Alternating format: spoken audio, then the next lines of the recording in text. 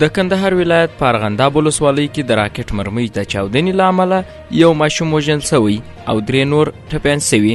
د ځایي مسؤلینو په خبره چې تېره ورځ د لاهور ویالې په سیمه کې د یوې کورنۍ 4 ماشومانو د راکټ له مرمۍ سره لوبې کولې چې پرې چاودېدلې ده او په پایله کې یو ماشوم وژل سوی او 3 نور ټپیان سوي دي. د جلال آباد ښار 9 نایې اړوند د کابل جلال آباد پر لویه لاره د دفاع وزارت له لوري د نظر آباد پل تر رغولو وروسته ګټې اخیستنې ته وسپارل سو. چارواکي وایي چې دا پل په دې وروستیو کې د سختو سیلابونو له امله له منځه تللی و چې د دفاع وزارت په مالي لګښت په اساسي ډول ورغول سو. د پل جوړونکي انجینران وایي چې پل یې په مسلکي او اساسي ډول جوړ کړی او ښه مقاومت لري. پنجشیر کې د یوې ترافیکي پیښې له امله 15 تنه ټپیان سوي.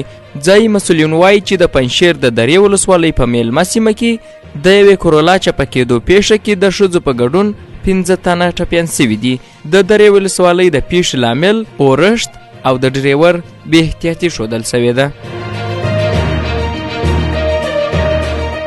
په شمالي وزیرستان کې د یو برید پر مهال 15 پاکستانی پوځیان ټپیان سوي دي.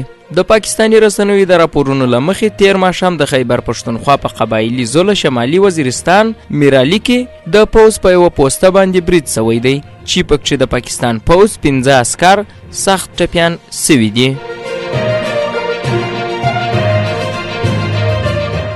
په دوبۍ کې د افغانستان قونسلګري وایي د دوی په هڅو د متحده عربي اماراتو له بېلابېلو زندانونو 80 تنه افغان بندیان خوشي او افغانستان ته ولېږدول سول.